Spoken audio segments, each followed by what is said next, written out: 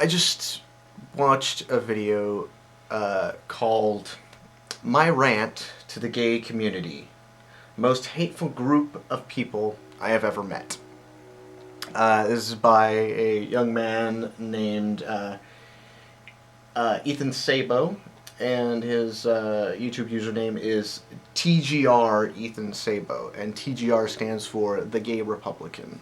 So, Ethan, I'm just going to talk directly to you. I don't know if you're even going to watch this, but I'm going to talk directly to you in this video. You mentioned, basically the first point that you brought up that I took issue with was, you basically said that it was wrong for people to call the Republican candidates who are against gay rights. It was basically wrong to call them hateful and bigots because they were just expressing their opinion. So, okay, now I want you to understand the irony of this. The title of your video says in it, most hateful group of people I have ever met. You're calling an entire community hateful. A community that you belong to. You are technically part of the gay community. Even if you're a conservative, you're still a conservative gay person. You're painting the entire community as hateful over some comments that you got, and actually I don't know if they were all from gay people or if they were all just from people who support gay rights, but you seem to think that they're all from gay people, and you might be right, I don't know, but to paint the entire gay community as hateful based on these few messages that you got, which in my opinion don't even really sound that hateful, although you didn't share the exact messages, so I don't know exactly what they said, but from what you said, basically they were just calling the Republican candidates hateful. So it's wrong for them to call the Republican candidates hateful based on specific stances that they hold, but it's okay for you to call an entire group of people hateful based on a few comments from a few people that you got. So that's the first problem that I have with that statement. The second problem that I have with that statement is opinion without power is not equivalent to opinion with power. You basically said that, these Republicans are just expressing their opinion. That's it. They just have this opinion that's different from yours, and you just need to accept that. But that's not the issue. There's tons of people out there that have an opinion to where they disagree with gay people. That's not the issue. The issue is they're up for an office, a political position, where they have the power to put laws into place that take rights away from gay people and to veto laws that would be giving rights to gay people. They also have the right to appoint Supreme Court justices. Now this is important for at least two candidates that I know of, Rick Santorum and Ron Paul. Ron Paul, who does not agree with sodomy laws, he does think that the court decision in 2003 of Lawrence v. Texas, he believes that was unconstitutional. He thinks that it should be up to the states to decide whose bedroom the government is allowed to go into or not, which is ridiculous. But while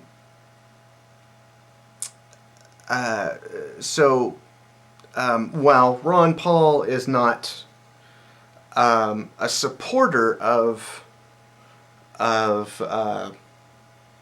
sodomy laws, he does think that the states should be allowed to decide. And Rick Santorum has a similar stance, except I have a feeling Rick Santorum just wants sodomy laws across the whole U.S. He hasn't really made that clear, except for the fact that he's for sodomy laws. Now, this is very interesting, in particular for you, because you live in Texas, according to your YouTube profile. Now, you're only 22, which means you were either 13 or 14 when Lawrence v. Texas went to the Supreme Court. So, I'm guessing that through your entire sexually active life, I doubt you were sexually active at 13. You may not even be sexually active yet, since you're a conservative Christian. I imagine you're probably waiting for one particular partner. For your entire life, that you have basically been able to have sex, you have lived with the protection of the Supreme Court knocking down these anti-sodomy laws. And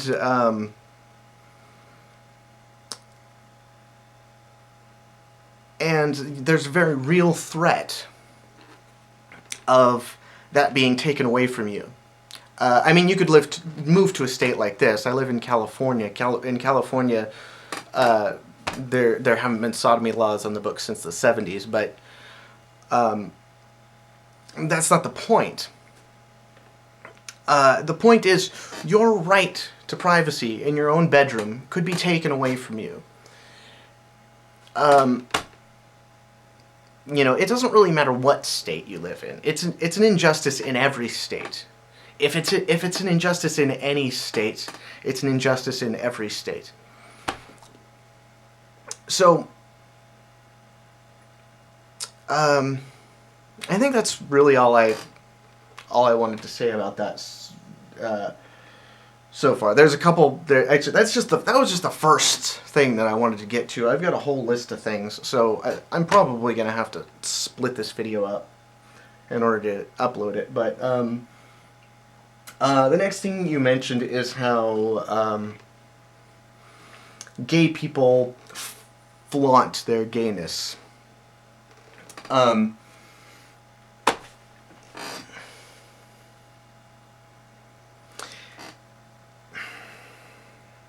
This is a very common argument from anti-gay groups, that gay people flaunt their gayness.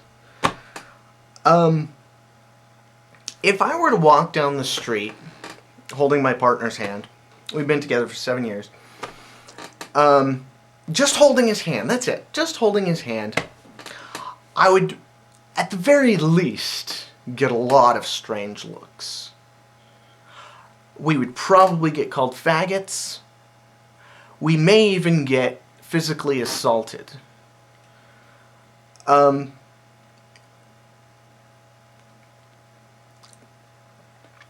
That's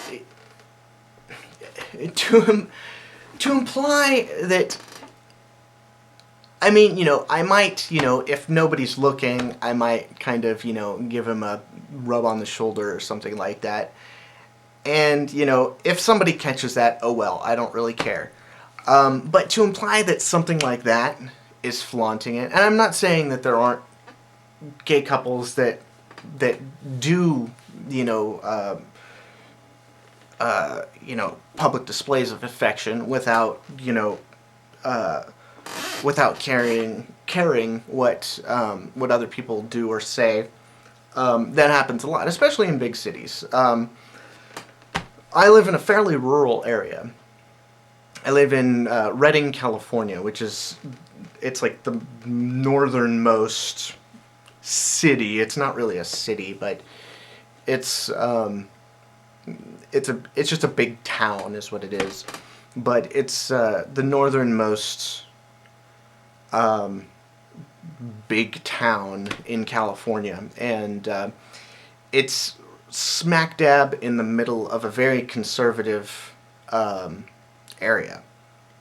And it is probably the most liberal town in this area, but it's still, I mean, there's one gay bar. There used to be two gay bars.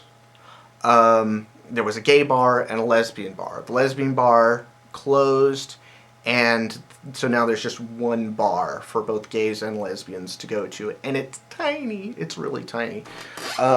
I don't like drinking, so I don't go to it very often. But especially now, I don't go to it because it's just so crowded. Because all the gay people in this area have to squeeze into this tiny little bar. I'm not offended when I see a man and a woman kiss in public, and they do it all the time. If anybody's flaunting their sexuality, it's straight people. They literally do it all the time. I can go out in my town any day of the week, and I can see a straight couple holding hands, kissing, even making out, like really getting down on it. And like I said, this is a conservative town. It's, it's not because I live in some, really liberal area that this stuff is going on. This is a very conservative town. And,